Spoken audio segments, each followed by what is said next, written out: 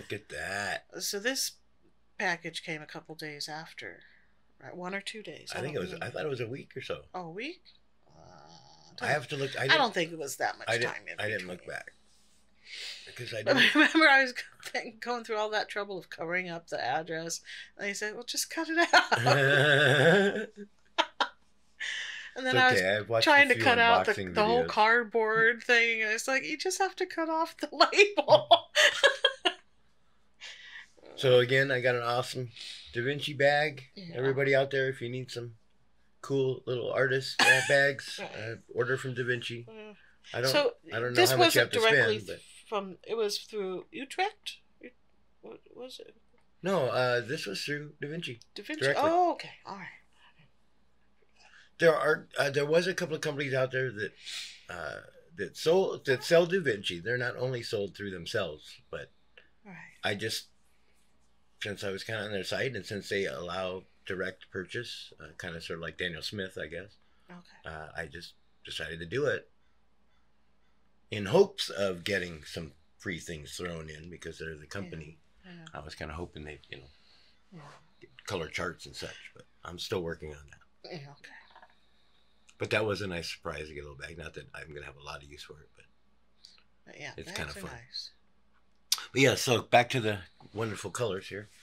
As they're and going you got across Payne's the screen. Gray. Yeah, Payne's Gray. Yeah, I cut the out. aubergine. It was just, I don't know. It was a pretty purple, I guess. Or is that a violet? Is that a violet? No, it's a purple. Is that a purple? I think they're interchangeable. I think terms. The pigment or the other classification of it is actually a mauve. But again, mauve is never what the 90s mauve was or 80s mauve was. Mm-hmm. But yeah, it was a nice color. Now look at these colors. Again, these were actually a mixing trio, I believe it was called. And this is one of Jane. Yeah, the previous one was the Katie Powell, and this one is Jane Blundell's selection. And I thought that was really a neat chart thing that was included as well, of all the colors you can mix with it.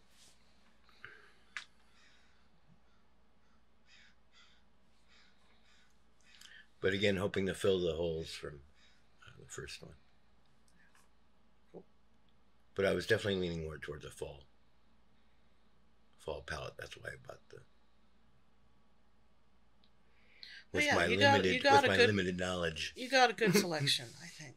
You got your cools and your warms, and you got good mixing colors. So you did a good job choosing, I think.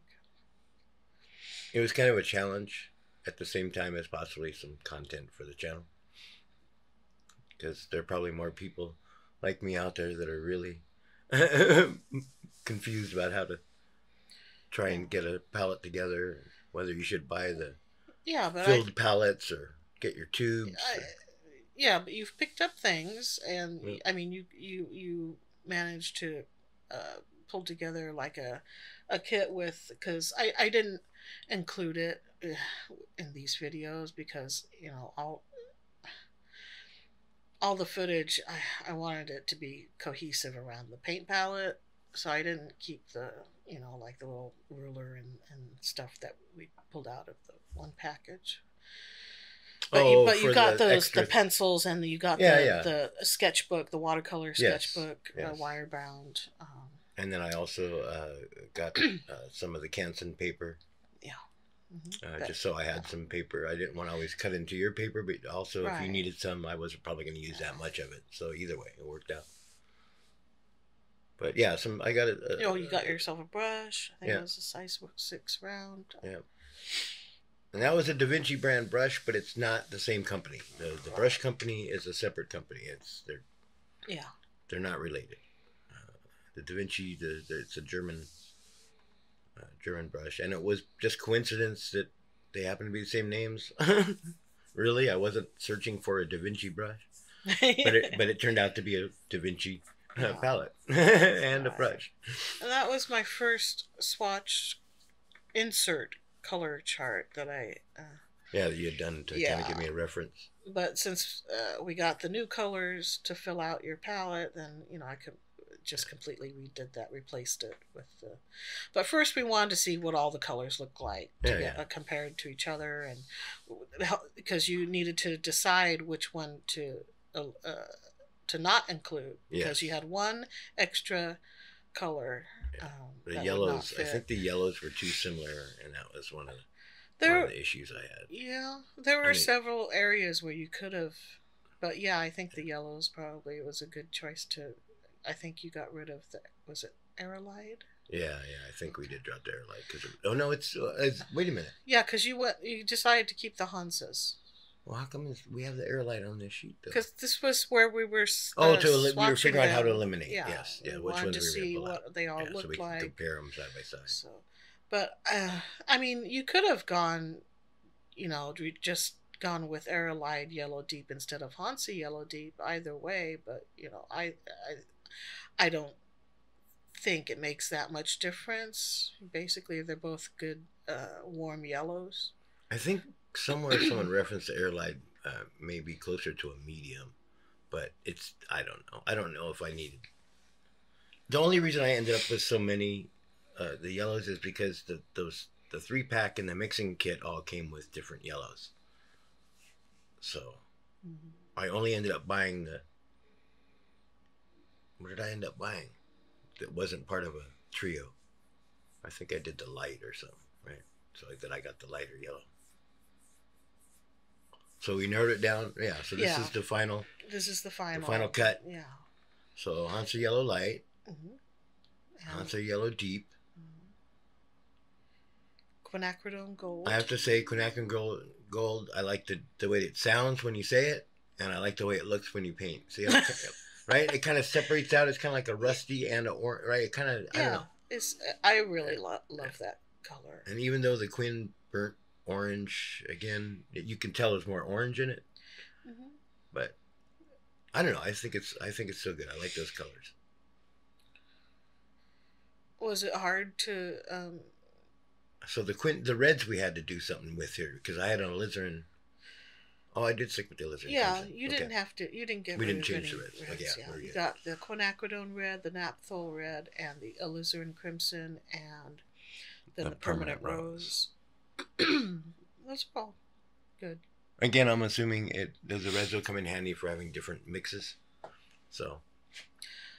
The aubergine is really nice. I know that was just I fell in love with just the look. I knew nothing really about it. Didn't want to do any research. I didn't want to ruin it. It's red leaning, but if you just add a little bit of blue to that, you'll definitely get a. I'm guessing. I haven't done it, but. Yeah. Because at this point, I haven't really played with these. This is all I've really done is just do the swatching, but I haven't played with these paints yet at this time. So French ultramarine red shade, ultramarine blue, and then phthalo blue. So so I did keep the ultramarine blue in. So it was good that I bought it. Whether I'm going to use it a lot again, I don't know. But still, I have 3 different blues, 4 different reds. Phthalo green, sap green, leaf green. Those 3 greens are very different from each other, so that's actually a good. So it might choice. be some interesting mixes. Raw umber and Payne's Gray, because remember I told you have to have Payne's Gray. Yes, that's true. You did say that, and that was I remember when you did I think you did the Payne's Gray mix kind of thing. You really enjoyed doing that. Right?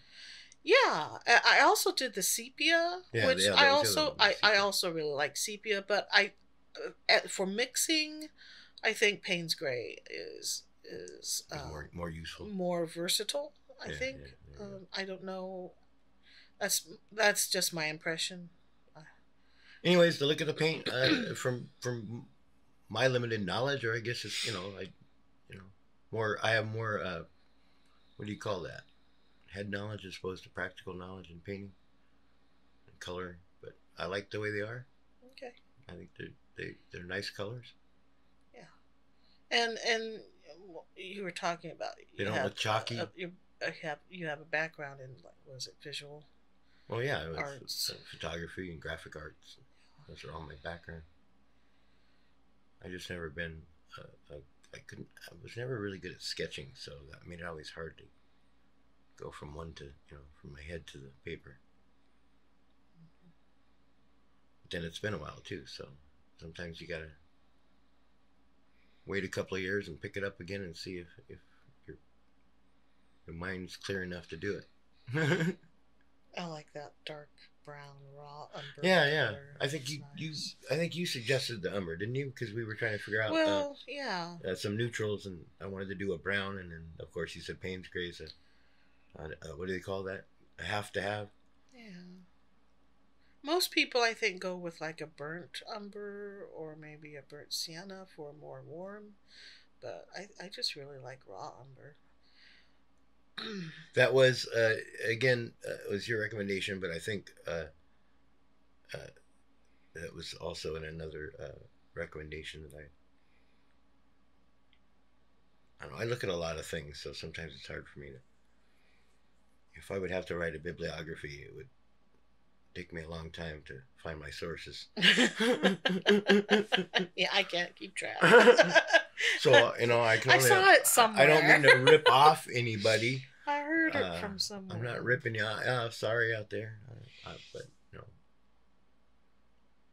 that's how I've always done research. I just read lots of things, and then from that I make my opinion, my own opinion, I should say. And why is this like 100% speed? Oh, because you said you hadn't rendered it yet, I think. Oh. We were going to watch it. So does that mess you up, or you can still... No, I think it's fine. I just... Maybe only because we're talking through it might be helpful, I guess, for people to see how this all... They might not want to hear all of this conversation.